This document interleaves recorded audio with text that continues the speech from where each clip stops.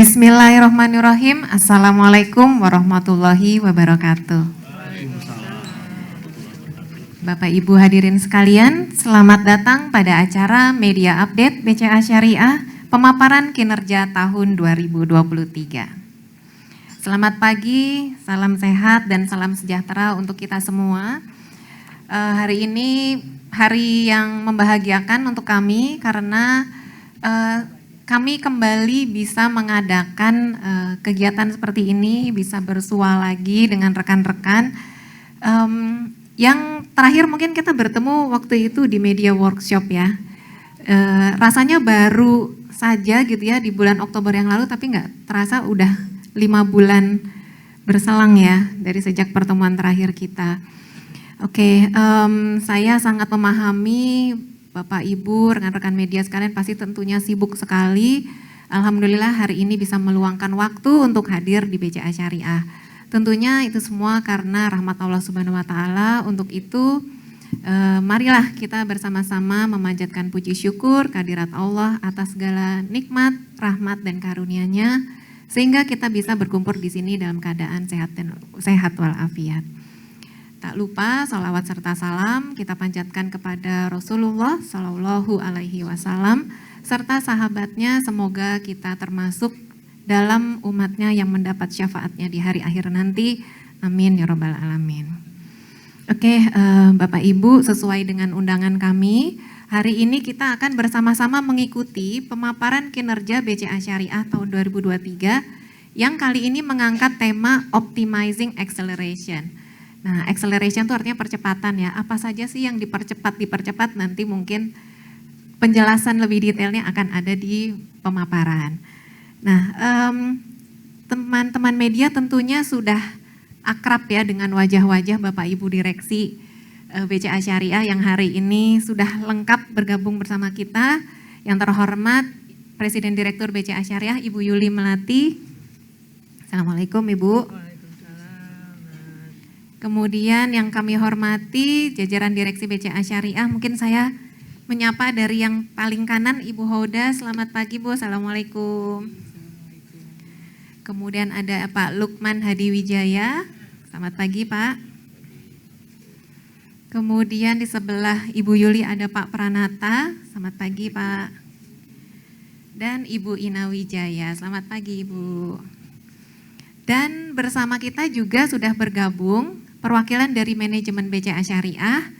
Terima kasih sudah bergabung, ada Pak Yanto Tanaya dari bisnis komersial, kemudian ada Ibu Wendy dari analisis risiko pembiayaan, ada Ibu DJ, sesuai namanya, sesuai dengan hobinya, suka nge-DJ-in pencairan pembiayaan. Kemudian ada Pak Yap ini dari Corporate Planning dan Keuangan. Ada Ibu Teresia dari Satuan Kerja IT, ada Ibu Linda dari Satuan Kerja Pengembangan Dana dan Jasa. Terima kasih sudah bergabung dan pastinya terima kasih sekali lagi untuk seluruh rekan-rekan media yang hari ini sudah bergabung. Selamat datang kembali di BCA Syariah. Oke, untuk acara hari ini seperti biasa akan diawali dengan sambutan dari Ibu Yuli yang akan mungkin memberikan clue-clue singkat gitu ya mengenai kinerja BCA Syariah. Dan kemudian akan dilanjutkan dengan pemaparan kinerja dari Pak Pranata dan tentunya akan ada sesi diskusi dan sebelum menutup rangkaian acara akan ada pembagian door prize seperti biasa ya. Langsung saja ke acara yang pertama. Kita ikuti bersama sambutan dari Ibu Yuli. Kepada Ibu Yuli, kami persilahkan Bu, silahkan menyapa rekan-rekan media. Bismillahirrahmanirrahim. Assalamualaikum warahmatullahi wabarakatuh.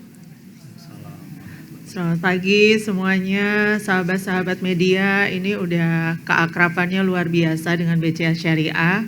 Rasanya nggak asing ketemu wajah-wajahnya. Selalu support, selalu mengikuti berita-berita tentang BCA Syariah. Alhamdulillahirabbil alamin, puji syukur kehadirat Allah Subhanahu wa Ta'ala. Selalu kita bersyukur sampai sebisa mungkin tidak ada waktu buat kita untuk mengeluh. Dan begitu pula kami, bagaimana di 2023 ditutup dengan pencapaian yang alhamdulillah baik, sesuai dengan target-target kami.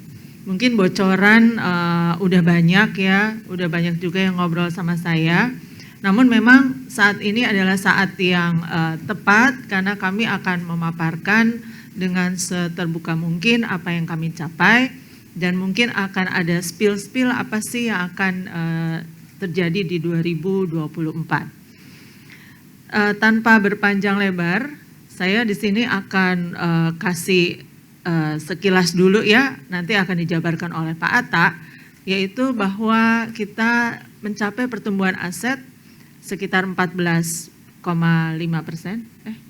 enggak ya, 14,2%, dengan angka asetnya 14,5 triliun. Dan kemudian pembiayaan yang mungkin kalau kita ketemu sebelumnya memang rasanya pembiayaan ini agak lambat di semester 1, tapi kemudian semester 2 pick up. Sehingga at the end kita bisa naik sekitar 18, hampir 19% dengan nilai 9 triliun. Dan demikian juga DPK. Sehingga memang kinerja BCA Syariah itu terlihat peningkatannya yang signifikan di semester 2. Seiring dengan hal tersebut, seperti biasa kami juga selalu meng-highlight bagaimana dengan kinerja kami, kaitannya dengan energi hijau, pengembangan hijau, taksonomi hijau dan sebagainya. Karena yang namanya pengembangan untuk keuangan berkelanjutan tetap menjadi fokus kami. Dan hingga saat ini 30% dari portfolio kami itu memang yang berkategori hijau. Selain itu, hal-hal yang kami akan ulas nanti tetap masalah kesehatan, bagaimana BCA Syariah tetap tumbuh dengan berkesinambungan dan sehat, bisa terlihat dari bagaimana nanti nilai VAR kita dan nilai dari NPF kita. Jadi untuk rasio terhadap pembiayaan bermasalah ya, nanti Pak Atta akan memaparkan lebih lanjut. Dan menutup dari sambutan saya, selain tentu mengucapkan selamat datang dan selamat mengikuti, tak lupa juga momen ini rasanya adalah momen yang tepat untuk mohon maaf lahir dan batin menjelang bulan Ramadan, di mana insya Allah bagi kita semua yang akan menunaikan ibadah puasa, semoga segala ibadahnya dilancarkan dan tentu kita bisa memperbanyak amal-amal yang baik untuk bekal kita selanjutnya. Dan jangan lupa untuk tetap berkomunikasi dengan kita seterbuka mungkin, dan kita insya Allah tetap bisa support termasuk apabila ada kebutuhan-kebutuhan dari rekan-rekan media yang mungkin kita bisa kolaborasi bersama. Demikian dari saya, wabillahi taufik wal hidayah, wassalamualaikum warahmatullahi wabarakatuh. Waalaikumsalam warahmatullahi wabarakatuh. Terima kasih Ibu atas sambutannya. Tadi ada beberapa key message ya. Kalau dari pertumbuhan kayaknya 2 digit semua ya yang tadi disampaikan Ibu ya. Kemudian juga pencapaiannya itu berhasil mencapai target gitu. Artinya apa yang sudah kita rencanakan bisa direalisasikan sesuai dengan rencana gitu.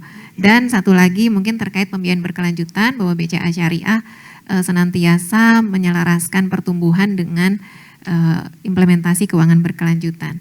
Nah, key message tadi tentunya akan dielaborasi lagi lebih jelas oleh Pak Pranata dalam pemaparannya. Untuk itu langsung saja Pak Atta kami persilahkan untuk bisa menyampaikan presentasinya. Bismillahirrahmanirrahim. Assalamualaikum warahmatullahi wabarakatuh. Ya, yang saya hormati sahabat-sahabat media, lalu juga pejabat di kantor pusat untuk BCA Syariah, dan mungkin juga saya sapa juga untuk rekan-rekan di online, mungkin untuk media maupun rekan kita di BCA Syariah. Kita akan memaparkan 3 agenda Bapak Ibu sekalian atau sahabat-sahabat sekalian. Yang pertama adalah makroekonomi, kondisi di 2023, baik dunia maupun domestik. Lalu kemudian yang kedua adalah pencapaian BCA Syariah selama tahun 2023. Lalu yang ketiga adalah kinerja keuangan berkelanjutan yang nanti mungkin akan dibawakan oleh Nadia. Oke, saya masuk kepada agenda kita yang pertama, yaitu update untuk perekonomian dunia maupun domestik di tahun 2023. Slide-nya udah muncul kah? Oh, saya yang ini ya, Nat.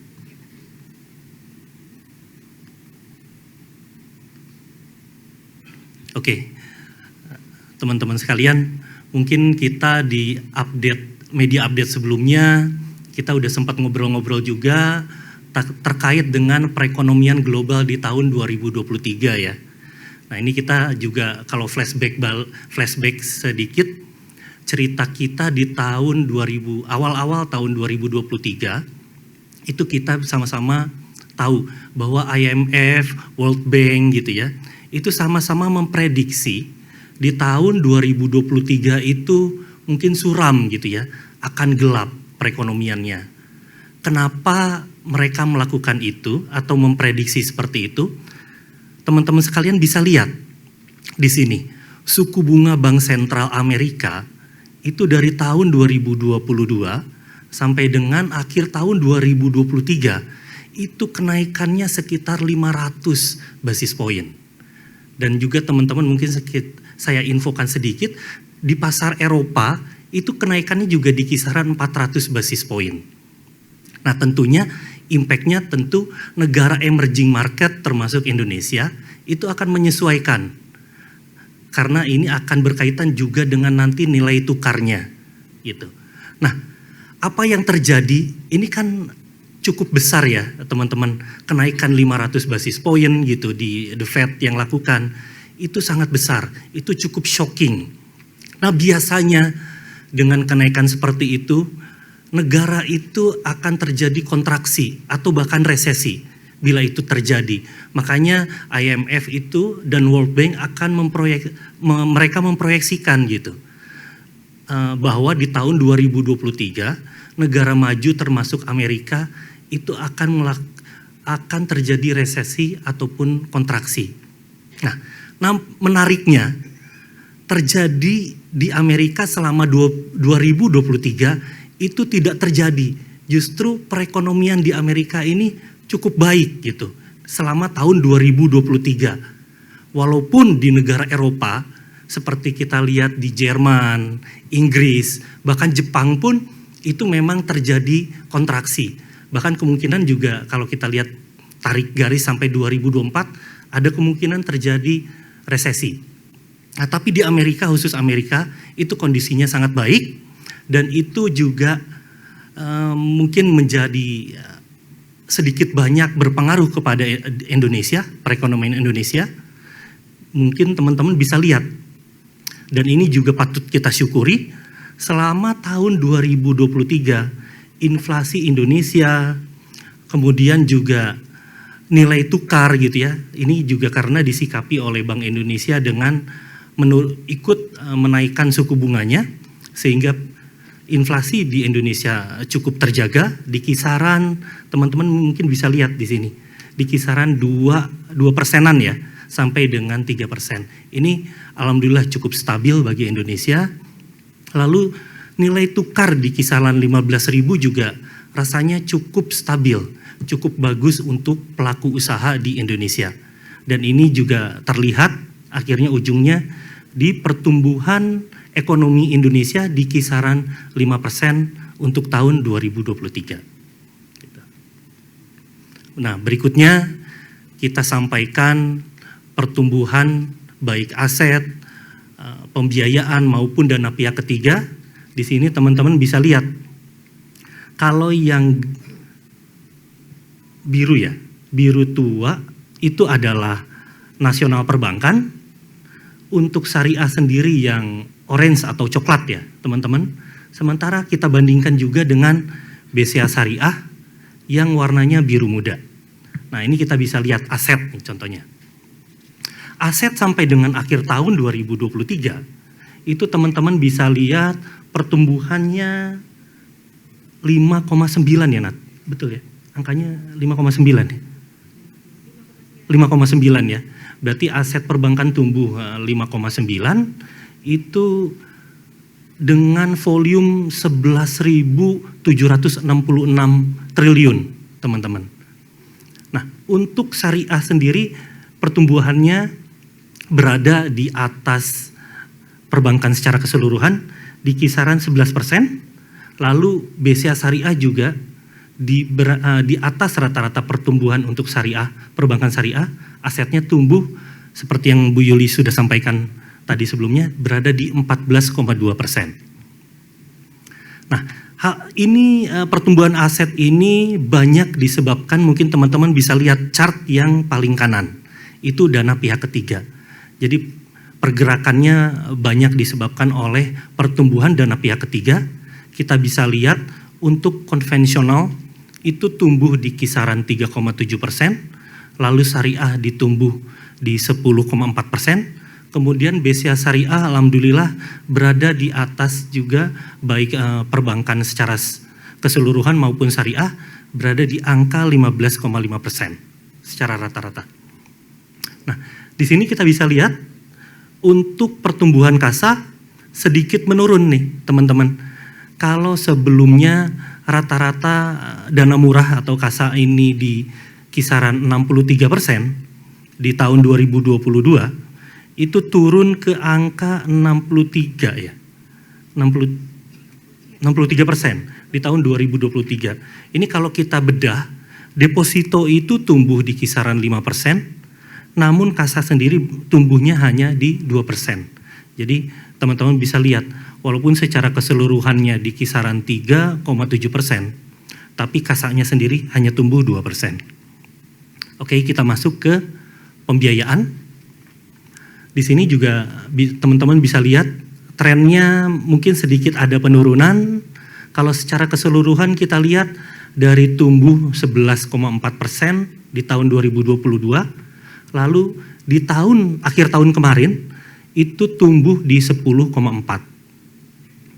Nah, sementara untuk syariah sendiri penurunannya juga lebih banyak lagi, dari 19,9 di tahun sebelumnya, tahun 2022, menjadi di kisaran 16% di tahun 2023.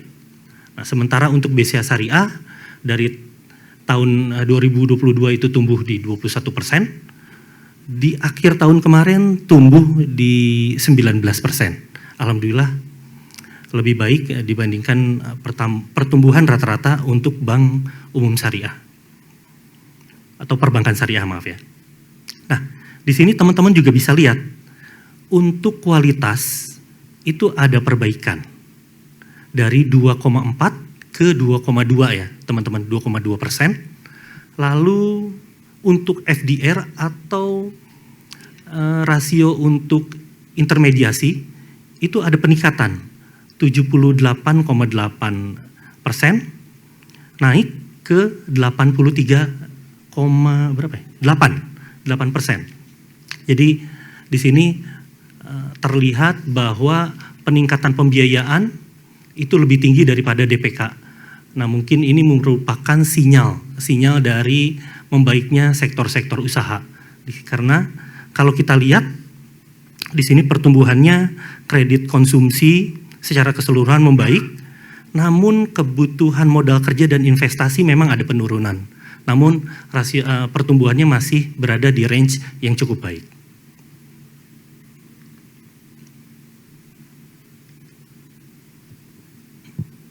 Oke, berikutnya kita masuk ke pertumbuhan BCA Syariah selama 2023 ya, teman-teman.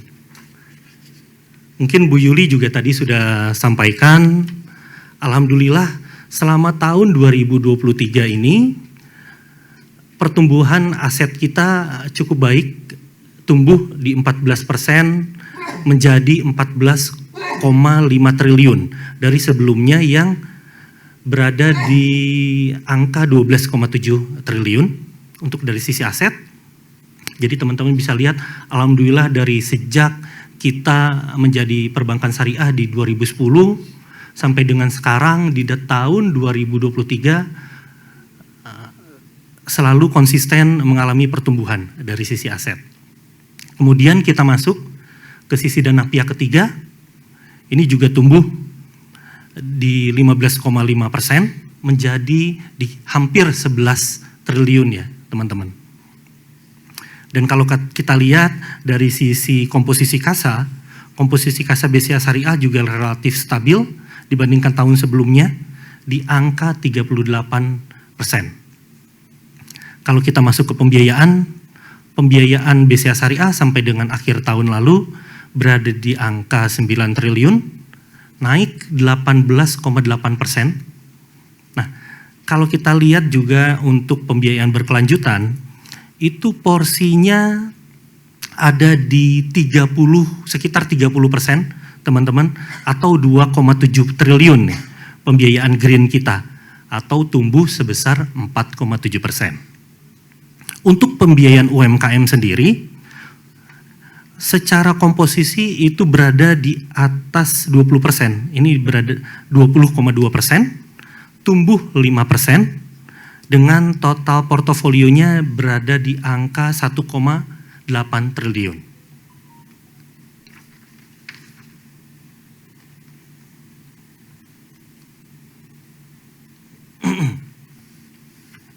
Oke, nah di sini kita masuk ke profitabilitas teman-teman ya. Nah mungkin teman-teman di sini bisa lihat financing income kita naik di kisaran 15%, besar disebabkan karena memang meningkatnya pembiayaan kita. Lalu kemudian treasury income juga naik cukup besar di kisaran 52,4%. Kenaikan ini memang besar disebabkan oleh yang pertama tentunya kenaikan suku bunga acuan, lalu kemudian juga kenaikan portofolio dari treasury sendiri, dan ketiga dari strategi BCA Syariah untuk memilih instrumen dengan yield yang lebih baik, gitu. Sehingga kenaikannya berada di atas 50%. Sementara untuk cost of fund sendiri, mungkin teman-teman di slide yang pertama juga bisa lihat kenaikan suku bunga dari Bank Indonesia yang cukup tajam. Ini juga membuat kenaikan biaya dana kita di tahun 2023 naik di kisaran 70%. Jadi secara margin income, BCA Syariah selama 2023 naik di kisaran 9%. Untuk fee income sendiri, ini kenaikannya teman-teman bisa lihat di kisaran 28%. Yang tentu banyak disebabkan yang pertama adalah dari administrasi pembiayaan, seiring dengan terus meningkatnya pembiayaan kita. Lalu yang kedua adalah dari administrasi tabungan. Hal ini juga seiring dengan terus meningkatnya jumlah rekening dari BCA Syariah untuk dana pihak ketiga. Lalu kemudian dari transaksi-transaksi. Yang berikutnya adalah dari OPEX BCA Syariah. Untuk manpower ada kenaikan di 37,6%. Hal ini banyak terjadi dikarenakan kita rekrut untuk penambahan orang dari sisi frontliners di AO-AO cabang. Mungkin nanti juga akan ada slide berikutnya, impact dari bisnis kita. Lalu yang kedua adalah dari sisi GA. GA ini banyak disebabkan oleh kenaikan biaya IT kita, teman-teman. Kenaikan biaya IT ini besar disebabkan oleh belanja IT kita untuk memperbaiki infrastruktur kita dengan penggunaan cloud, lalu juga pengkinian mobile banking, fitur-fiturnya, lalu juga internet banking, dan pengkinian untuk core banking kita. Nah, untuk berikutnya, teman-teman bisa lihat, BCA Syariah selama tahun 2023, ini kita dari sisi rentabilitas mengalami perbaikan nih teman-teman. Teman-teman bisa lihat dari sisi ROA, return on asset, dan ROI kita, itu membaik. Untuk ROA kita membaik di kisaran 20 basis poin ya, di 1,5%. Sementara untuk ROI kita membaik di kisaran 100 basis poin ke angka 5,2%. Ini dari sisi rentabilitas. Hal ini juga kita lakukan penyimbangan dengan dari sisi efektivitas atau efisiensi yang kita lakukan. Nah, ini bisa teman-teman lihat dari menurunnya BOPO kita dari di kisaran 82% turun ke angka 78%. Ini mencerminkan efisiensi yang dilakukan oleh BCA Syariah selama tahun 2023. Lalu juga teman-teman di sini bisa lihat ini menjadi modal kita untuk pertumbuhan bisnis ke depan. FDR kita masih berada di angka yang cukup baik di kisaran 82%. Kemudian CAR kita masih cukup baik di kisaran 35%. Gitu. Untuk kasa sendiri, rasio kasa itu berada di angka 38%, cukup stabil dibandingkan tahun sebelumnya, dengan pertumbuhan terbesar itu di tabungan, rekan-rekan. Tabungan kita tumbuh cukup baik di angka hampir 35% ya, tabungan. Dari 1,5 di kisaran 1,5 triliun menjadi 2,1 triliun. Sementara untuk deposito sendiri tumbuh di kisaran 16%.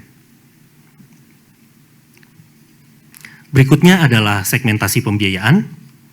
Alhamdulillah sektor dari ketiga sektor yang ada di BCA Syariah, baik UMKM, consumer maupun komersial, mengalami peningkatan di ketiga segmen tersebut. Untuk UMKM sendiri tumbuh di 5%, untuk consumer tumbuh di 95%, menjadi secara komposisi naik dari 5% ke di kisaran 9% terhadap total portofolio.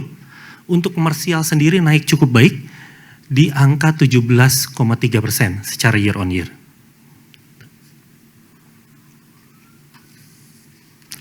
Dari sisi kualitas, nah dengan pertumbuhan yang cukup baik, ini juga diimbangi dengan penerapan prudent banking practice yang dijalankan oleh BCA Syariah dengan manajemen risiko yang cukup baik. Ini menyebabkan perbaikan dari sisi NPF kita nih teman-teman. Dari mungkin teman-teman bisa lihat dari 1,4% di tahun 2022 turun atau membaik di kisaran 1% di tahun 2023. Untuk netnya sendiri berada di hampir 0% ya teman-teman secara net.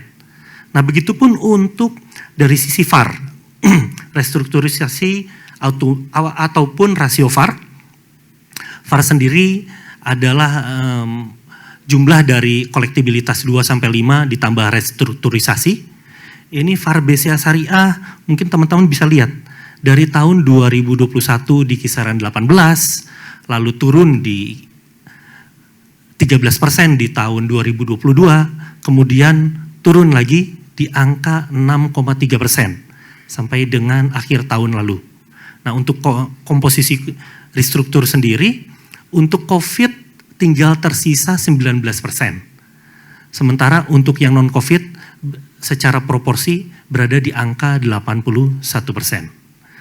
Untuk CKPN kita sendiri, secara total CKPN yang kita bentuk adalah sebesar 4,7% terhadap total outstanding, teman-teman. Atau secara provision ratio berada di hampir 300%. Ini kita masuk komposisi transaksi. Nah, untuk yang chart sebelah kiri, ini adalah potret nih, teman-teman. Potret, jadi seberapa atau channel mana gitu ya yang paling besar di BCA Syariah. Nah tentunya dari sisi jumlah transaksi, ini bisa kita lihat mobile banking nih, berada di komposisi terbesar, 65%. Kemudian ATM atau EDC, ini jumlah transaksinya secara komposisi berada di peringkat kedua dengan 32%. Kemudian yang ketiga adalah transaksi di cabang. Secara jumlah itu 2%. Kemudian internet banking secara jumlah transaksi berada di angka 1%. Nah kalau kita lihat mobile banking dengan komposisi jumlah transaksi terbesar di 65, Tapi kalau secara volume itu peringkat ketiga teman-teman. Secara volume volume transaksinya di 15,5 triliun. Nah, yang menarik adalah untuk cabang. Cabang kalau kita lihat secara transaksi di nomor yang paling akhir atau sebesar 2% ya. Cabang tuh 2%. Namun kalau secara volume itu paling besar nih teman-teman, 38,4 triliun atau naik 18% gitu. Nah ini mungkin teman-teman bisa lihat, saya nggak bisa nyorotnya. Mungkin teman-teman bisa lihat di volume transaksi ya. Nah, cabang 38 tuh yang ada di bawah naik 18%. Jadi untuk cabang secara jumlah transaksi itu mungkin cukup rendah di angka 300 ribuan, tapi secara volume nomor 1. Gitu. Sementara untuk mobile banking sendiri, secara volume di peringkat ketiga. Nah, ini adalah update untuk mobile banking kita. Kita per Juni ya, Nadia ya, kita ada PEMOL ya. Per Juni ada PEMOL. Nah ini menyebabkan peningkatan nih teman-teman sekalian. Jadi kita ada sejumlah hampir 270 ribuan NOA dari pembukaan rekening online kita. Ini yang menimbulkan peningkatan sebesar 170% terhadap customer base BCA Syariah. Lalu juga ini juga menimbulkan peningkatan dari jumlah user BCA untuk dari sisi mobile banking sendiri sekarang tercatat di kisaran 370 ribuan atau meningkat hampir 3 kali lipat dibandingkan dengan tahun sebelumnya. Nah ini juga tentu saja menyebabkan peningkatan dari transaksi itu sendiri. Transaksi yang terjadi selama tahun 2023 itu sejumlah hampir 10 juta atau naik di kisaran 70%. Nah di sini tentu saja teman-teman bisa lihat peningkatan transaksi apa sih yang terbesar. Yang nomor 1 kalau secara persentase itu adalah QRIS. Peningkatannya di kisaran KRIS ya. KRIS itu 420%. Sementara untuk yang kedua adalah peningkatannya untuk BIFAS sendiri itu di kisaran 300%. Lalu kemudian ada untuk transfer ya, itu di kisaran 99% peningkatannya. Gitu. Nah, untuk kinerja keuangan berkelanjutan mungkin akan dibantu oleh Nadia. Oke, izin melanjutkan dari sini ya Pak Atta dan Bapak Ibu semua. Mengenai kinerja keberlanjutan, mungkin ada beberapa hal yang bisa kami sampaikan pada kesempatan ini. Next. Saya dong next ya. Saya pinjam. Nggak enak nih nyuruh Pak Atta yang next. Maaf ya Pak. Oke. Jadi Bapak Ibu, mungkin satu hal yang menandai perjalanan keberlanjutan kami di tahun 2023 itu adalah BCA Syariah telah menyusun kebijakan dan roadmap untuk implementasi yang kita harapkan bisa menjadi pedoman gitu ya bagi BCA Syariah untuk mengimplementasikan keuangan berkelanjutan itu arahnya mau kemana. Nah, untuk tahun 2023 dan 2024 memang kami kategorikan ini masih dalam tahap awal, di mana fokusnya adalah penguatan tata kelola keberlanjutan. Bentuknya apa? Bentuknya diantaranya dengan merapikan gitu ya kebijakan-kebijakan yang kami miliki yang selaras dengan keuangan berkelanjutan itu sendiri. Seperti misalnya kebijakan pembiayaan, kemudian kebijakan HAM, kode etik, dan lain-lain. Nah, kami juga mulai mempelajari ya, bagaimana mengakses nasabah, khususnya nasabah pembiayaan, khususnya terkait aspek ESG atau lingkungan sosial dan tata kelola, gitu. Nah dari asesmen tersebut maka BCA Syariah kemudian bisa memetakan nasabah BCA Syariah berdasarkan pengkategorian yang sesuai dengan arahan regulator ya. Jadi regulator ini saat ini ada beberapa kategori pengkategorian pembiayaan nih, ada yang disebut kegiatan usaha berkelanjutan atau KUB, dan ada juga yang disebut taksonomi hijau Indonesia atau THI. Jadi memang terkait keuangan berkelanjutan ini masih sangat dinamis gitu ya. Dari segi kebijakannya juga banyak sekali perkembangan, dan otomatis kami di bank juga harus menyesuaikan. Nah, terkait sustainability report atau laporan keberlanjutan juga kami mencoba untuk melakukan sesuai dengan best practice di industri gitu ya, di mana laporan untuk tahun 2022 untuk pertama kalinya itu kami menggunakan di-assure ya, atau dilakukan assurance oleh assurance dengan standar Asia. Nah, dari segi kinerjanya sendiri mungkin ada beberapa hal yang bisa kami sampaikan. Pembiayaan komersial BCA Syariah saat ini telah dipetakan 100% berdasarkan kategori usaha yang berkelanjutan, sehingga tadi seperti yang Pak Atta dan Bu Yuli sampaikan, kita bisa tahu persis bahwa portofolio pembiayaan BCA Syariah sebesar 30%-nya itu adalah yang selaras dengan ESG tadi. Nah, kalau kita melihat sesuai kebijakan regulator yang taksonomi hijau, memang masih dilakukan secara bertahap, dan per Desember kami memetakannya itu sesuai dengan ini ya, sesuai dengan pemetaan dari regulator 250 top nasabah yang sudah dipetakan sesuai THI.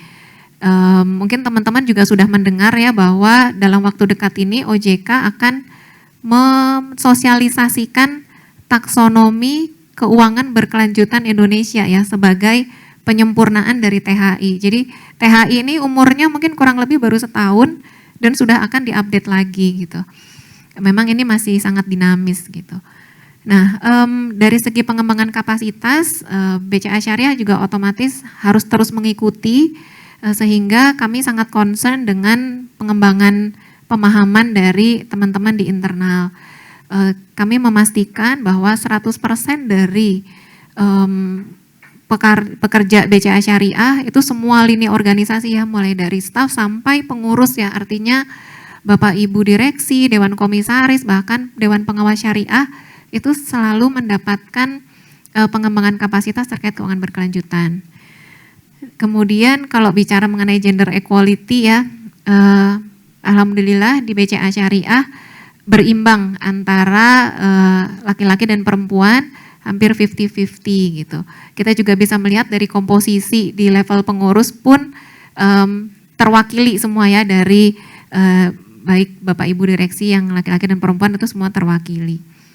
Kemudian dari segi tanggung jawab sosial dan lingkungan, rekan-rekan, di tahun 2023 kami mencoba memberikan kontribusi yang lebih kepada lingkungan, diantaranya dengan melakukan penanaman mangrove, kemudian penanaman bibit durian di beberapa lokasi yang menurut kami bekerja sama dengan partner ya, jadi kami mendapat masukan dari partner bahwa ada beberapa titik-titik yang memang krusial gitu ya untuk dibantu. Kemudian dari segi tanggung jawab sosial, kami juga concern dengan tingkat literasi, di mana kita semua mengetahui tingkat literasi keuangan syariah dibandingkan dengan keuangan secara keseluruhan itu kan masih relatif rendah ya, jadi tugas kami juga gitu ya untuk memberikan literasi. Pada tahun 2023 alhamdulillah kegiatan literasi yang dilakukan oleh teman-teman baik di cabang maupun kantor pusat itu bisa menjangkau hingga 13.000 lebih peserta gitu, mayoritas di kalangan pelajar. Kemudian untuk UMKM sendiri, mungkin teman-teman pernah ini ya masih ingat kami pernah menyampaikan gitu ya bahwa BCA Syariah punya program Wipreneur, di mana kami memberikan edukasi kepada UMKM perempuan yang kemudian mereka akan menularkan ilmunya kepada komunitas di sekitarnya. Dari 15 pelaku UMKM perempuan itu yang kami sebut Big Sista bisa menjangkau 400-an lebih pelaku UMKM lainnya. Kami harap di tahun ini 2024 program ini kami lanjutkan dan bisa menjangkau pelaku UMKM yang lebih banyak lagi.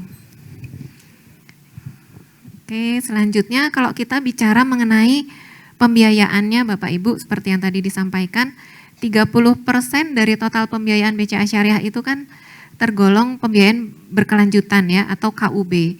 Nah, kalau kita lihat, kita breakdown lagi komposisinya, dari yang 30% itu atau senilai 2,7 triliun, 67%-nya itu adalah pembiayaan untuk segmen UMKM, dan 33%-nya adalah pembiayaan hijau atau pembiayaan pada sektor yang berwawasan lingkungan. Jadi kalau teman-teman suka mendengar istilah KUBL gitu ya, kegiatan usaha berwawasan lingkungan, nah itu tuh KUBL itu BCA Syariah bisa mencapai di angka 894 miliar.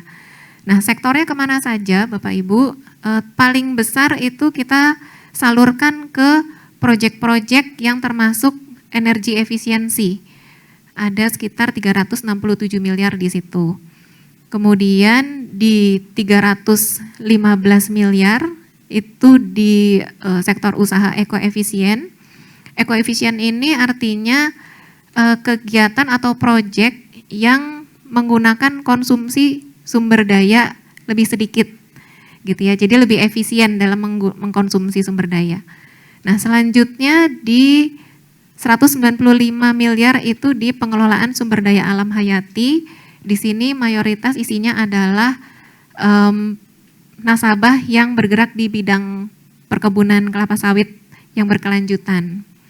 Nah, selebihnya ada pengelolaan air dan limbah yang berkelanjutan, kemudian ada pencegahan dan pengendalian polusi, dan yang baru mulai ada di tahun 2023 itu adalah transportasi ramah lingkungan. Isinya tuh mayoritas pembiayaan kendaraan listrik di consumer, itu ada sekitar 2,3 miliar. Kami harap dengan semakin banyaknya produsen, kemudian dengan produsen kendaraan listrik ya, dan semakin tingginya minat masyarakat, portofolio di sektor ini bisa semakin meningkat. Nah, sebelum menutup presentasi, mungkin ada satu slide lagi yang ingin kami sampaikan, yaitu mengenai penghargaan dan rating. Penghargaan yang diperoleh BCA Syariah total ada 47, baik di bidang GCG, kinerja keuangan, IT maupun layanan, dan ini tentunya tidak lepas dari dukungan rekan-rekan media semua. Kami sangat berterima kasih ya rekan-rekan media banyak memberikan apresiasi kepada BCA Syariah. Nah, untuk rating Bapak Ibu, kita ini adalah kali kedua ya di rating oleh Pevindo dengan hasil yang baik, yaitu ID AA+ atau Stable Outlook. Berdasarkan laporan keuangan bulan Juni 2022 dan Desember 2022 gitu. Nah, hal ini sejalan dengan kinerja BCA Syariah ya yang terus baik, kemudian dukungan dari BCA sebagai induk usaha sehingga bisa mendapatkan, BCA Syariah bisa mendapatkan rating Stable Outlook itu. Nah, kalau dikaitkan dengan transaksi digital, nah seiring dengan transaksi digital kami yang juga semakin meningkat, BCA Syariah tentunya semakin concern dengan praktek-praktek pengamanan ya di dalam infrastrukturnya BCA Syariah, sehingga kami sangat concern bahwa BCA Syariah ini harus mengikuti standar global. Nah, alhamdulillah pada tahun 2023 BCA Syariah mendapatkan sertifikat ISO 27001 di bidang Sistem Manajemen Keamanan Informasi atau SMKI. Kami berharap dengan diperolehnya sertifikasi ini, nasabah jadi semakin yakin gitu ya bahwa bertransaksi dengan BCA Syariah ini didukung dengan infrastruktur yang kuat dan aman. Oke, Bapak Ibu, mungkin ini adalah akhir dari presentasi kami. Mungkin kita bisa langsung lanjutkan ke sesi diskusi.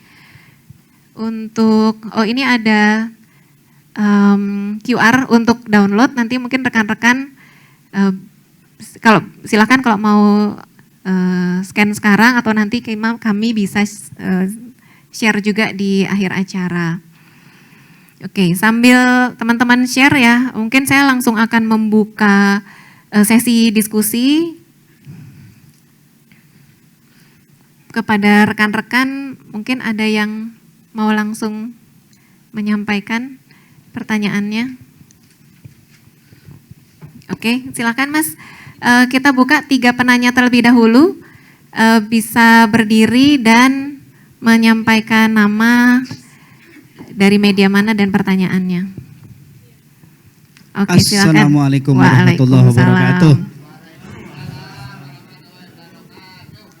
Saya Muhtar dari urbancity.co.id, ingin menyampaikan 2 pertanyaan. Yang pertama terkait dengan hanya ingin memastikan sebenarnya BCA Syariah ini sebenarnya lebih kemana? Tadi saya lihat di laporan keuangan itu bahwa pembiayaan UMKM itu hanya naik 5% ya Pak, kalau tidak salah ya. Terus yang komersial itu tinggi sekali. Saya hanya ingin memastikan apakah memang BCA Syariah ini sudah beralih ke komersial yang sebelumnya memang ke UMKM atau seperti apa. Yang kedua terkait dengan ESG tadi yang baru disampaikan oleh Bu Nadia, ada target berapa sih yang ingin dicapai oleh BCA Syariah untuk ke depan terkait dengan pembiayaan berkelanjutan ini? Terus perspektif yang selama ini dipahami oleh BCA Syariah itu seperti apa sih terkait dengan pembiayaan berkelanjutan? Terima kasih. Oke, terima kasih Pak Mukhtar atas pertanyaannya. Mungkin yang kedua, oke silakan. Yang belakang dulu ya Mbak. Silakan Mas. Ya, selamat siang. Saya Yosi dari Akuratko. Pertanyaannya ada 3 Bu. Yang pertama, tadi soal ini green financing itu kalau nggak salah belum ada ke sektor EBT ya, energi baru terbarukan. Ya. Atau boleh dieksplorasi rencana ke depan. Yang kedua soal UMKM tadi, ini kan nanti akan berakhir relaksasi restru Maret. Nah nanti kira-kira tadi saya lihat sih udah pencadangan modalnya CKPN sudah tebal juga gitu. Tapi proyeksi NPF-nya di tahun ini bagaimana? Yang terakhir soal KPR Syariah Bu, ini kan tren suku bunga tahun ini juga diperkirakan melandai. Nah kalau dari KPR Syariah BCA sendiri bagaimana Bu? Karena kan Kementerian PUPR juga menaikkan batas jual harga rumah subsidi juga ya, takutnya membebani juga konsumen. Terima kasih. Oke, terima kasih Mas Yosi. Yang ketiga mungkin Mbak, silakan. Selamat pagi, saya Dian dari Republika. Pertanyaan pertama sih sama seperti pertanyaan yang sebelumnya, itu untuk pembiayaan berkelanjutan BCA Syariah tuh target di tahun ini berapa dan disalurkan ke sektor apa saja? Berapa volume pembiayaan masing-masing sektornya dan strateginya bagaimana? Lalu pertanyaan kedua, untuk di BCA Syariah sendiri target wholesale-nya seperti apa ya? Bagaimana tren adopsi pembiayaan syariah di segmen korporasi? Seperti apa BCA Syariah selama ini memenuhi kebutuhan pembiayaan syariah di segmen korporasi? Terima kasih. Oke, mungkin sementara kita 3 pertanyaan dulu ya Bapak Ibu. Saya ini ada kelupaan satu ya, tadi saya udah dititipin sama Bu Yuli untuk menceritakan outfit yang dipakai sama Bapak Ibu semua yang ada di depan ya. Ini masih selaras dengan yang ESG tadi nih. Jadi kalau Bapak Ibu bisa melihat ya, outfitnya hari ini motifnya daun-daun. Jadi disebutnya istilahnya ecoprint. Ecoprint itu berarti menggunakan motif alam gitu ya, jadi benar-benar daun, ranting itu ditempel di atas kain gitu ya, itu ecoprint. Kemudian dari pewarnanya pun pewarna alami dengan teknik celup atau disebutnya eco dye.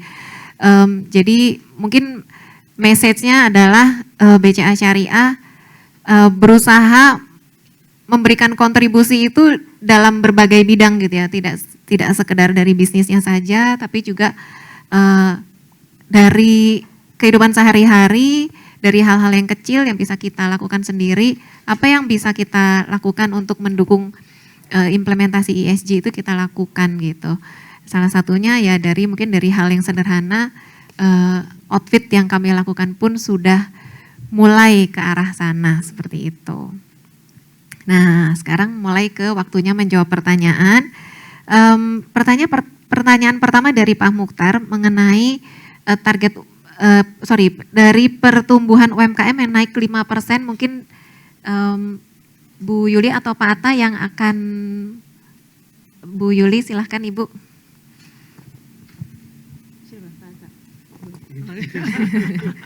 Mungkin bisa berkolaborasi. Oke, terima kasih Pak Mukhtar atas pertanyaannya ya.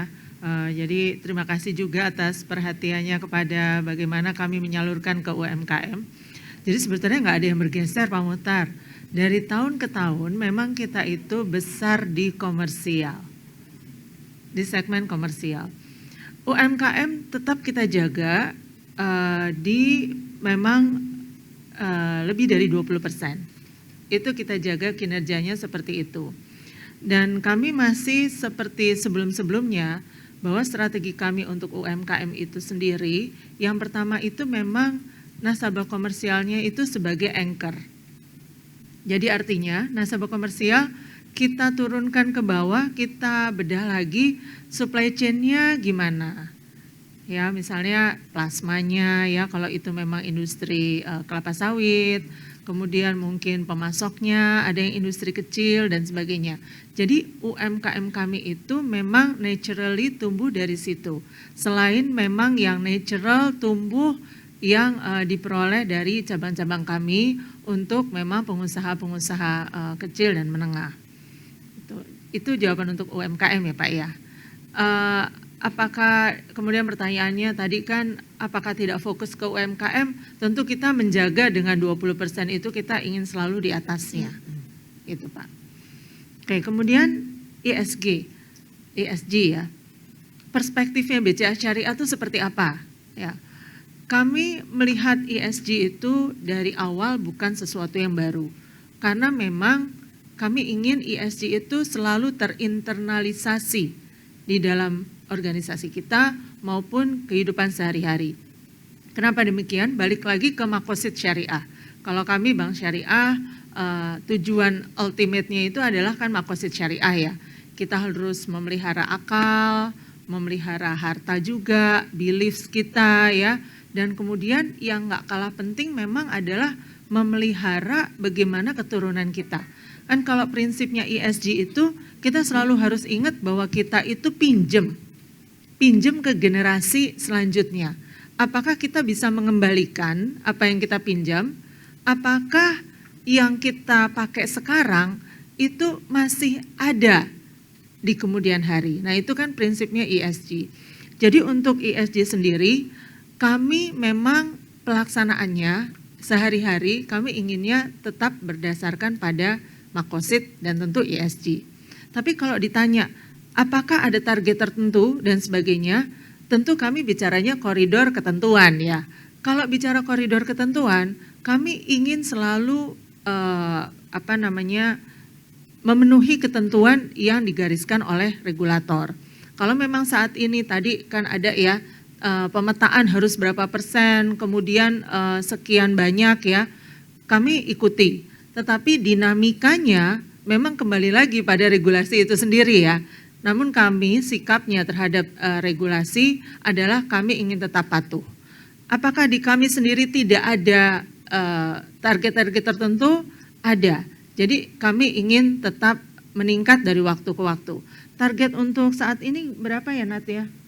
Year on year-nya 5% Bu. 6%? 5%. Oh 5% dari portofolio keberjalanan datanya ya.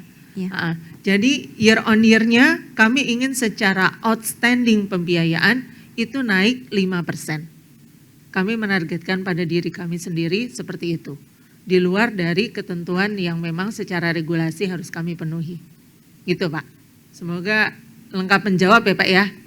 Terima kasih. Mungkin karena masih di Bu Yuli, boleh sekalian Bu mengenai segmen korporasi. Tadi ada pertanyaan dari Mbak Dian Republika, bagaimana BCA Syariah melayani segmen korporasi? Iya, wholesale ya, tadi pertanyaannya tentang wholesale. Nah, kalau kita lihat secara segmen, kami memang tidak membagi segmen khusus di korporasi. Jadi memang kami SME, kemudian komersial, dan ada consumer. Tetapi memang banyak nasabah kami yang secara amount itu sudah besar dan kategori secara umumnya itu masuk ke korporasi. Bagaimana kami melayaninya? Tetap kami melihatnya sebagai total solution. Jadi untuk yang wholesale business, kami sampaikan bahwa segala bentuk pembiayaan dari mulai yang supply chain-nya, kemudian modal kerjanya maupun investasi itu tetap kami garap. Dan apakah kami secara khusus untuk maintain nasabah-nasabah korporasi kami? Iya, karena memang untuk memaintain nasabah korporasi, kami bahkan sekarang ada satu cabang khusus yang menanganinya. Karena dari situ kami yakin pengembangannya akan bisa banyak. Terutama tadi ya, kalau kita cari supply chain-nya, itu juga akan mengembangkan UMKM kita. Gitu. Sampai saat ini kan memang base nasabah korporasi kami cukup besar ya. Untuk yang jalan tol kami juga ada, untuk pembiayaan kelistrikan PLN itu kami juga ada. Kemudian untuk yang multi finance besar kami ada. Cukup banyak untuk yang base nasabah kami yang kategorinya sebetulnya korporasi. Gitu. Oke, terima kasih Bu Yuli atas penjelasannya. Selanjutnya ada pertanyaan dari Mas Yosi yang kita belum jawab ya mengenai NPF ya. Diproyeksikan di tahun ini akan seperti apa? Mungkin saya akan minta bantuan Bu Ina untuk bisa menjawab. Setelah itu mungkin ke Pak Atam mengenai tren KPR ya Pak ya. Baik, silakan Ibu.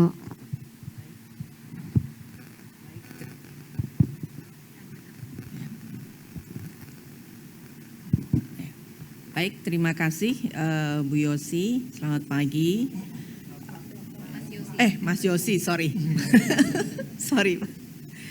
Ya.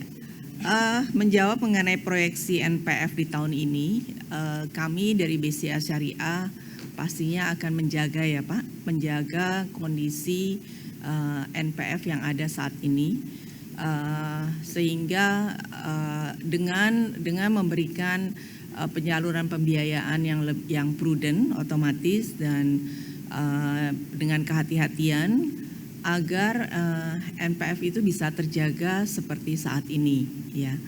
Nah, memang aturannya di OJK kan bisa lebih ya, bisa 3%, tapi kami yakin dengan prosedur dan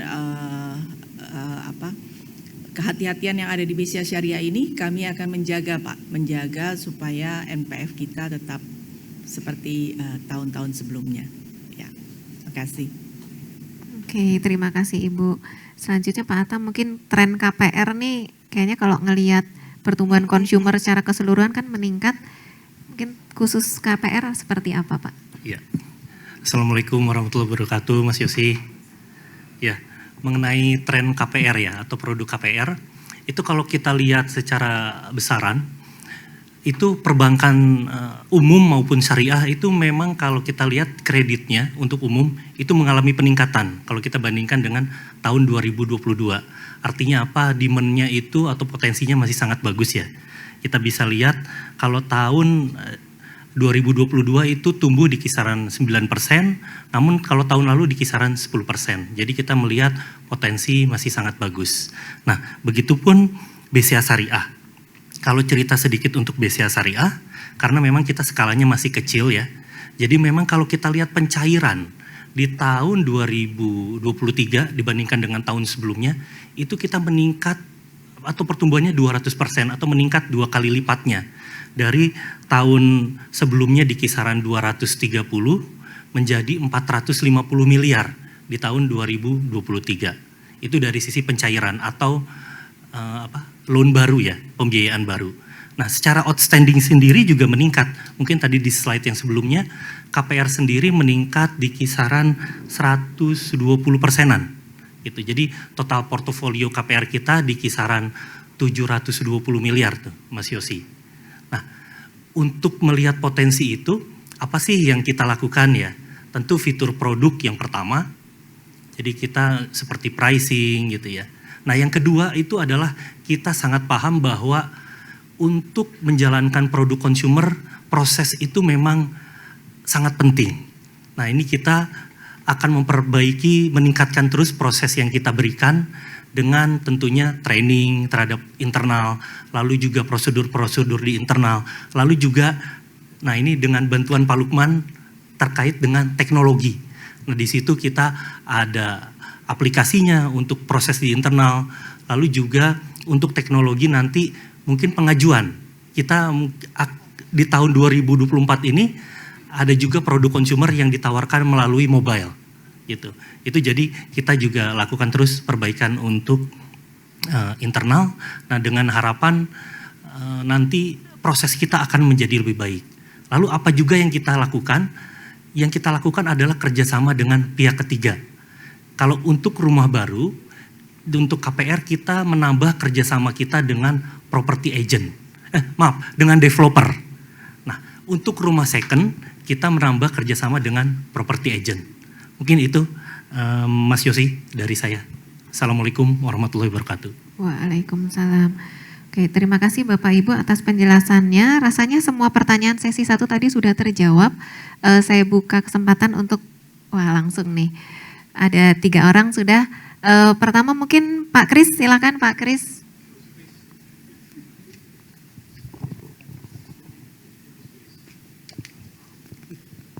Terima kasih Bu Nadia.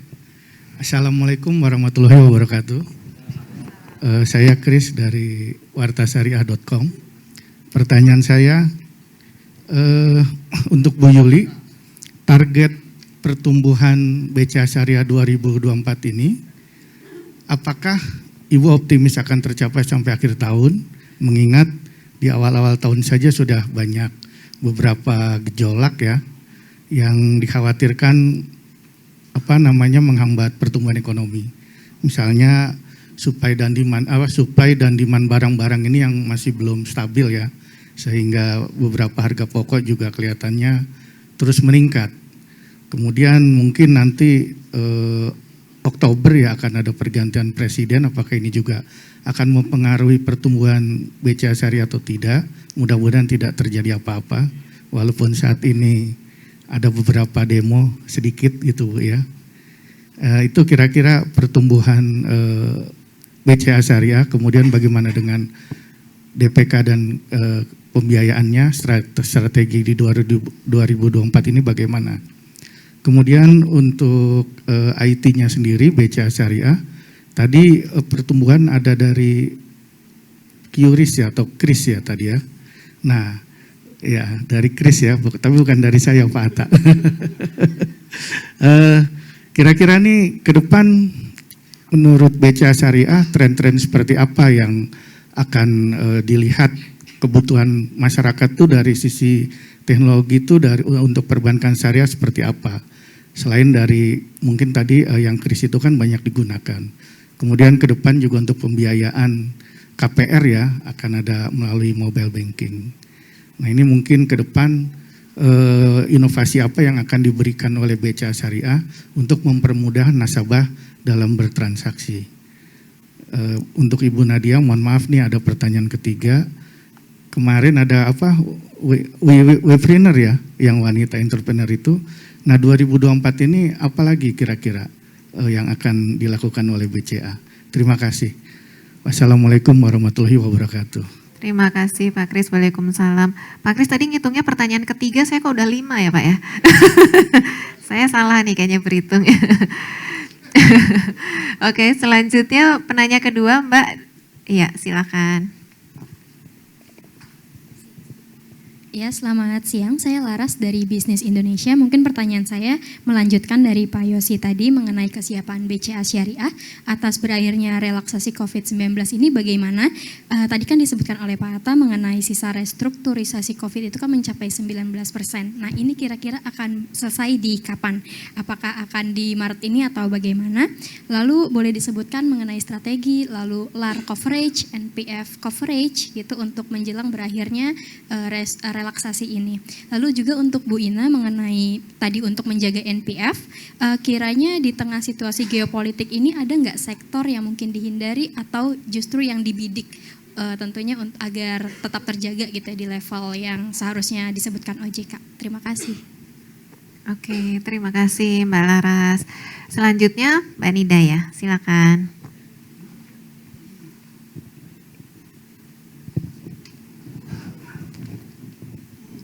Assalamualaikum warahmatullahi wabarakatuh. Saya Nida dari Investor Daily. Saya juga ada beberapa pertanyaan menyambung teman-teman yang tadi. Yang pertama untuk tadi kalau dilihat kasanya BCA Syariah masih di angka 38% ya Pak Atta. Kalau boleh tahu tahun ini ada targetnya nggak sih Pak? Bisa ditingkatkan ke rasionya jadi berapa persen gitu untuk kasanya sendiri. Kemudian dari sisi likuiditas kan tahun ini juga tahun lalu perbankan itu cenderung cukup ketat ya Pak likuiditas secara industrinya. Kalau di BCA Syariah tahun ini melihatnya kayak gimana sih Pak untuk tren dari likuiditasnya sendiri. Kemudian untuk Pak Lukman boleh Pak kalau capex IT tahun ini berapa ya Pak yang disiapkan BCA Syariah, dan inovasi apa lagi tadi sebetulnya udah Bu Yuli spill ya Bu di awal tadi yang soal mobile banking baru itu boleh dielaborasi nggak Bu tahun ini apa aja yang baru dari BCA Syariah. Terima kasih. Terima kasih, sudah ada 3 pertanyaan. Kita coba jawab satu persatu. Mungkin saya akan ke Bu Yuli dulu Bu. Pertanyaan Pak Kris mengenai target pertumbuhan 2024 sama untuk DPK dan pembiayaan mencapai target itu strateginya seperti apa? Oke, terima kasih Pak Kris. Wah, ini pertanyaannya luar biasa ya. Ditanya optimis nggak sih Bu gitu ya. Saya kan harus jawab optimis ya. Soalnya udah masukin targetnya juga ke regulator ya, jadi harus optimis. Apalagi di sini ada teman-teman tim BCA Syariah yang kemarin sudah bekerja luar biasa sehingga kita bisa mencapai target. Jadi saya sampaikan bahwa kami optimis Pak. Seperti halnya di 2023, kalau dilihat itu kan mungkin sampai dengan Agustus itu masih relatif sepi ya. Kemudian baru September dan seterusnya itu pick up gitu. Bagaimana kemudian pembiayaan itu banyak sekali pipeline-nya. Nah, mengawali 2024 ini yang kami rasakan adalah pipeline ini sudah bagus ya Pak ya. Pipeline baik gitu, sehingga menurut kami sih setelah adanya kemarin ya pemilu gitu, mestinya sudah mulai pick up. Walaupun memang secara yang tadi Pak Kris sampaikan ya, ada kendala kebutuhan pokok dan sebagainya. Memang kalau dirasa saat ini menjelang Lebaran ya, memang belum berasa adanya kenaikan seperti modal kerja dan sebagainya. Tetapi dibandingkan 2023, kami merasa memang lebih aktif nih Pak, gitu dibandingkan sebelumnya. Dan bagaimana dari strategi BCA Syariah sendiri? Tetap yang pertama Pak, memang kami menargetkan gitu ya supaya tumbuh di sekitar 10-11% untuk pembiayaan di 2024 ini. Dan tentunya untuk sektor consumer yang tadi Pak Atta sampaikan bahwa memang masih banyak peluang di situ, itu kami akan lebih fokus lah Pak dengan memanfaatkan Expo ya BCA yang sekarang masih sampai sekarang ini masih berjalan secara online sampai dengan 31 Maret. Nah, ini sekalian promo nih. Bapak Ibu bisa memanfaatkan penawaran-penawaran dari kita untuk fasilitas pembiayaan seperti KPR ya. Itu di belakang sudah ada banner-bannernya. Kemudian juga emas. Nah, siapa nih yang belum ngambil emas di sini? Pembiayaan emas tuh bagus banget rate-nya ya. Dan kemudian kalau mengaktifkan BCA Syariah Mobile itu juga akan dapat cashback pada kesempatan ini. Jadi mungkin Bapak Ibu bisa memanfaatkan momen sampai dengan 31 Maret. Expo selanjutnya untuk mendorong consumer ini kita akan mengikuti BCA yang mungkin di September nanti ya, ada expo-expo lagi. Dan tentu di tengah-tengahnya kita juga akan lakukan promo-promo. Karena bicara tadi aktivasi BCA Syariah Mobile itu terkait dengan pertanyaan Pak Kris tadi, bagaimana strategi untuk DPK. Untuk DPK inginnya kami memang tetap fokus pada dana murah atau kasa. Kami fokuskan di situ. Kalau tadi ada pertanyaan, nyambung ke Mbak Nida ya, 38%. Target kami memang akan meningkatkan Mbak Nida, walaupun secara percentage kalau dilihat itu memang dari tahun lalu ke tahun ini sama-sama 38, tetapi secara amount karena DPK-nya sendiri itu kita tumbuh, maka kasanya sendiri secara amount memang meningkat. Jadi kami akan terus berupaya, terutama dari sisi DPK retailnya, yang mana memang harus menggunakan IT ya, karena aplikasinya harus lebih baik. Nah nanti Pak Lukman akan menceritakan sedikit mungkin ya, bagaimana aplikasi yang akan kita luncurkan insya Allah tahun ini. Mungkin namanya belum disebut ya, tetapi fitur-fiturnya insya Allah bisa menjawab harapan dari teman-teman nasabah BCA Syariah, yang mana itu adalah fitur-fitur yang selama ini memang belum ada di mobile kami. Gitu. Jadi menjawab ya Pak Kris ya, mudah-mudahan ya bagaimana DPK, pembiayaan, dan kami tetap optimis melihat 2024. Terima kasih Pak. Oke, terima kasih Bu Yuli.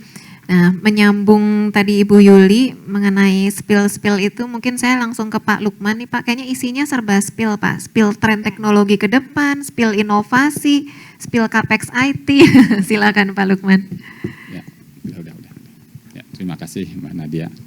Jadi pertama saya menjawab pertanyaannya Pak Kris dulu ya Pak ya. Jadi apa yang diinginin oleh nasabah itu seperti apa gitu ya Pak ya. Ya menurut tren ya Pak ya, kalau menurut tren itu nasabah inginnya mudah, cepat, aman gitu ya Pak ya. Tapi kalau dari sisi bank, aman nomor satu dulu Pak. Jadi kita kudu ngamanin dan kita harus bikin sesuatu produk yang mudah dan responnya cepat gitu ya dari sisi aplikasi. Nah, sudah 5 tahun ke depan sebelum pandemi, kalau kita lihat ya, dengan pandemi makin menjadi lebih cepat lagi bahwa memang semua transaksi itu yang diinginkan nasabah ya runningnya di mobile gitu ya Pak ya. Jadi running di mobile, apalagi tadi yang dipresentasikan kita lihat bahwa tren transaksi memang udah mengarah ke mobile semua ya Pak ya. Nah jadi memang sejalan juga tadi dengan apa yang dikatakan Bu Yuli, kita di tahun ini mudah-mudahan bisa launch ya di akhir semester 1 atau paling telat juga di awal-awal sekali di semester 2 produk mobile banking kita Pak, baru. Seperti apa sih gitu kan. Banyak sekali kita ngomongin spill jadi ini ya. Banyak sekali fitur-fitur yang di mobile banking saat ini belum ada, itu akan ada. Jadi contohnya aja untuk investasi gitu ya Pak ya, itu akan ada. Jadi kalau fitur dasar seperti transfer, payment, purchase itu pasti ada dan bertambah ragamnya gitu kan. Dan kita juga akan, kita sudah bekerja sama dengan pihak-pihak ketiga dan juga dengan induk ya Pak ya. Jadi ada beberapa pembayaran yang biasa orang lakukannya di channelnya induk, itu bisa dilakukan di channelnya kita, di channelnya BCA Syariah. Jadi banyak sekali fitur-fitur yang ditunggu gitu Pak. Jadi itu yang memang kita kembangkan dan insya Allah bisa lahir di akhir semester 1 ini. Kira-kira gitu Pak bocorannya. Mungkin bocoran lebih banyak mungkin nanti ya Pak ya kita ini. Nah tadi menyinggung pertanyaannya dari Mbak Nida ya. Jadi mengenai capex ya Bu. Jadi capex-nya itu mungkin angkanya saya nggak sebutin ya, tapi berapa persennya itu kira-kira budgetnya itu hampir 2 kali lipat dibandingin tahun sebelumnya. Jadi untuk biaya yang kita gunakan. Jadi untuk apa aja? Ya untuk modernisasi dan juga untuk meningkatkan security. Jadi kita tahu sekali bahwa memang di Indonesia pada umumnya gitu ya. Menjadi incaran gitu ya. Incaran kalau dengan berkembangnya teknologi, faktor keamanan itu nggak boleh dilupakan. Jadi kalau kita sih harapannya kita 2 atau 3 step di depan para hacker kita istilahnya.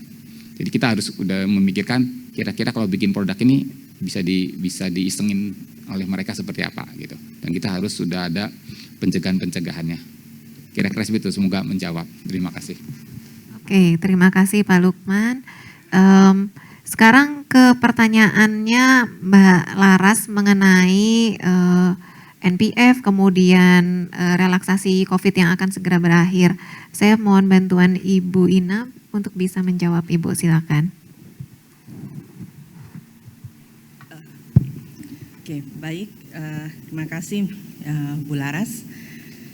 Untuk menjawab pertanyaan yang pertama mengenai relaksasi COVID, ya.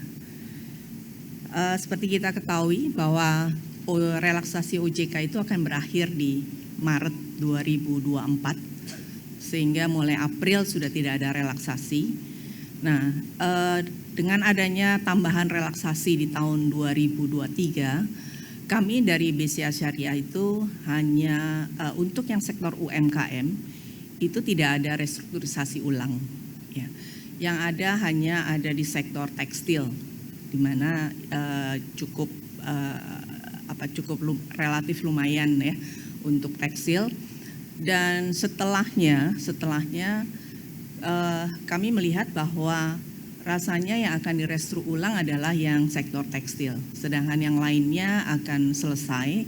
Dan kami juga melihat sebagian besar yang sudah dilakukan restrukturisasi COVID itu membaik, Bapak Ibu, ya, membaik dan mestinya akan bisa berjalan secara normal, ya. Nah, untuk info saja bahwa tadi dari 549 miliar yang direstru, 443-nya adalah restru COVID, sedangkan yang 105 adalah restru non-COVID.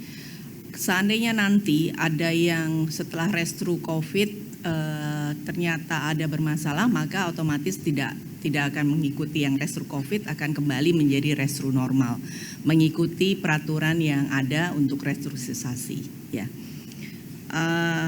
Itu yang pertama mengenai relaksasi COVID.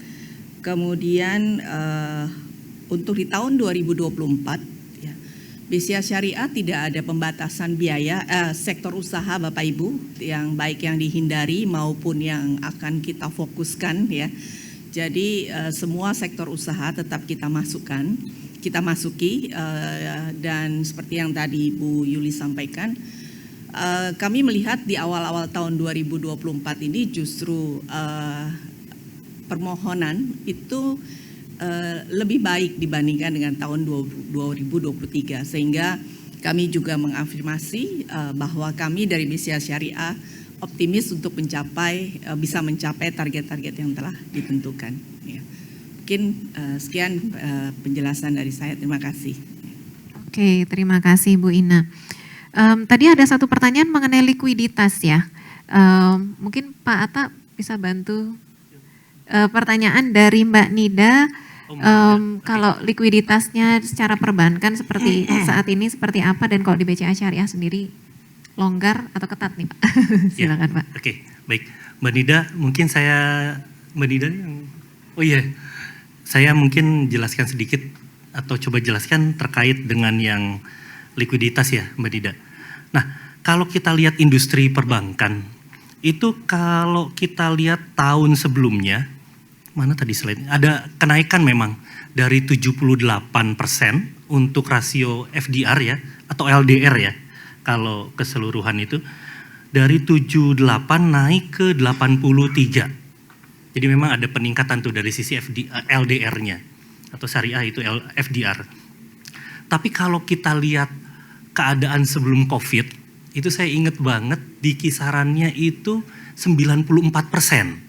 Jadi kalau kita bandingkan dengan sebelum COVID, itu sebenarnya saat ini tuh kita masih longgar. Cuman memang problemnya yang kita rasakan seperti BCA Syariah dengan kondisi kasa kita di 38% atau dana murah di situ, ya. 62% kita bisa katakan dana mahal atau deposito. Nah, ini suku bunga yang sekarang sedang tinggi-tingginya ini memang yang kita rasakan justru menimbulkan biaya dana tersendiri atau yang mahal gitu peningkatannya bagi kita. Tapi kalau dari sisi rasio sendiri itu kita masih anggap cukup longgar. Apalagi kalau kita lihat industri perbankan, beberapa faktor yang menentukan seperti NPF. NPF itu kan membaik. kondisi BCA Syariah juga membaik. Oh iya, saya juga sampaikan kondisi FDR-nya BCA Syariah juga di kisaran 82%. Itu juga rasanya masih cukup bagus untuk intermediasi kita. Kemudian juga modal dari perbankan, itu juga masih cukup bagus. Apalagi BCA Syariah berada di kisaran 34-35%, itu rasanya sangat mendukung untuk pertumbuhan bisnis kita ke depan. Mungkin itu Mbak Nida dari saya. Terima kasih. Oke, terima kasih. Menutup sesi diskusi yang kali ini, mungkin saya ada satu pertanyaan yang akan coba saya jawab dari Pak Kris tadi ya, mengenai Wipreneur Pak. Jadi memang kalau kita melihat dari pelaksanaan sebelumnya, banyak hal yang kita pelajari gitu ya, terutama dari segi durasi programnya, kemudian segmen peserta gitu ya. Nah di tahun ini setelah kami evaluasi, tahun ini kita lakukan lagi Pak, dan saat ini sedang berjalan. Alhamdulillah animo pesertanya cukup baik, jumlah pesertanya meningkat 2 kali lipat gitu. Dan insya Allah nanti akan berakhir di bulan April Pak, jadi durasinya kita perpendek gitu. Nah kami juga menyadari dari segi programnya pasti perlu evaluasi dari segi pelatihannya gitu ya, materinya, cara memberikan pelatihan itu kita evaluasi terus dengan harapan ke depan akan terus meningkat gitu ya, baik dampak untuk para Big Sistanya itu sendiri dan juga dampak kepada komunitas di sekitar Big Sista itu gitu Pak. Jadi mungkin nanti di sekitar bulan April pasti teman-teman akan kita undang lagi nih untuk closing program Wipreneur di tahun 2024 gitu. Oke. Waktu masih ada sekitar 5 menit untuk sesi tanya jawab. Mungkin saya buka satu penanya lagi, barangkali Bapak Ibu masih ada? Oke, silakan.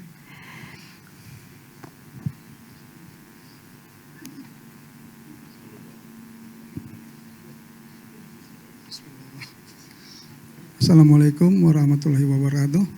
Saya Herianto dari Semarak.co. Semarak.co. Maaf Bu, saya ingin dapat update. Saya keingetan kan kemarin tuh belum lama dapat rilis ya soal kantor cabang yang pindah di Bandung gitu.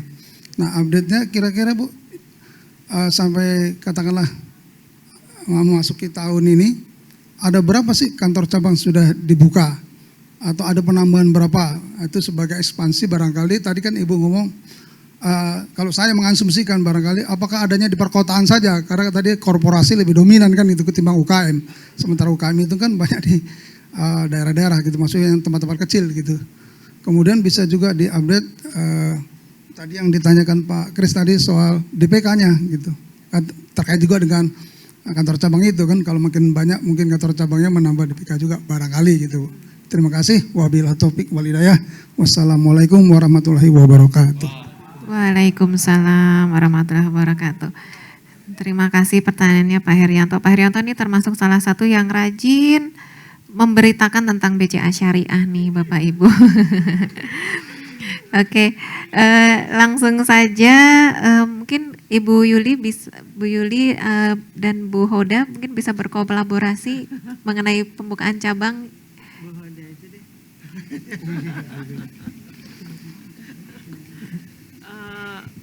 Mungkin prinsipnya ya Pak Har, terima kasih pertanyaannya.